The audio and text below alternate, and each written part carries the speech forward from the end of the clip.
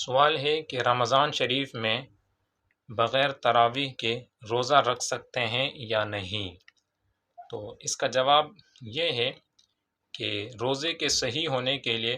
نماز تراویح کا پڑھنا یہ شرائط میں نہیں ہے، یعنی ایسا نہیں کہ اگر کوئی شخص تراویح نہیں پڑھتا تو اس کا فرض روزہ نہیں ہوگا۔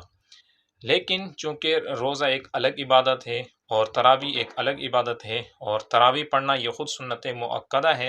اور سنت مؤکدہ کا حکم یہ ہے کہ اگر کوئی بغیر عذر کے عادتاً سنت مؤکدہ کو چھوڑتا ہے تو ایسا شخص گناہ گار ہوتا ہے۔ لہٰذا حکم یہی ہے کہ اگر کوئی شخص بالفرض تراویح نہیں پڑھتا تو روزہ تو اس کا ہو جائے گا، لیکن سنت مؤکدہ کو عادتاً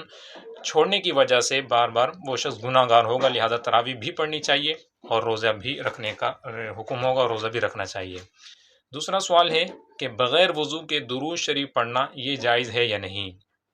تو اس کا جواب یہ ہے کہ بغیر وضو کے درود پاک پڑھنا یہ بالکل جائز ہے، لیکن افضل اور زیادہ بہتر یہی ہے کہ درود پاک ہو یا کوئی بھی ذکر و اذکار ہو با وضو، یعنی وضو کی ہی حالت کے اندر اسے پڑھا جائے۔ تیسرا سوال ہے کہ اگر دعائے قنوت یاد نہ ہو تو پھر کیا کرے انسان؟ دعائے قنوت کے حوالے سے یہ یاد رکھیں کہ دعائے قنوت پڑھنا یہ وتر کے اندر واجب ہے، لیکن کوئی خاص دعا پڑھنا یہ واجب نہیں ہے، بلکہ کوئی بھی دعا جو احادیث میں حضور علیہ الصلوۃ والسلام سے ثابت ہوں وہ دعا آپ پڑھ سکتے ہیں، اور جو دعائے معصورہ جو قرآن و حدیث میں دعا آئی ہو وہ آپ پڑھ سکتے ہیں، لیکن جو مشہور دعا ہے اللہم انا نستعینک ونستغفرک یہ پڑھنی چاہیے۔ لیکن جب تک اگر یہ دعا نہیں آتی یا یاد نہیں ہے تو پھر تب تک کوئی بھی دعا جو قرآن و حدیث میں آئی ہو وہ آپ پڑھ سکتے ہیں، جیسے ایک دعا ربنا آتنا فی الدنیا حسنۃ وفی الآخرۃ حسنۃ وقنا عذاب النار،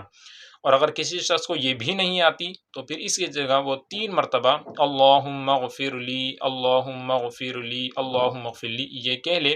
یہ تب تک جب تک وہ والی جو بڑی والی یاد نہیں ہو جائے۔ جب وہ یاد ہو جائے تو چونکہ مشہور دعا اور وہی ہے تو وہی انسان کو سیکھنی بھی چاہیے اور کوشش بھی کرتے رہے کہ جب وہ یاد ہو جائے تو اسے پڑھنے کی عادت بنائے۔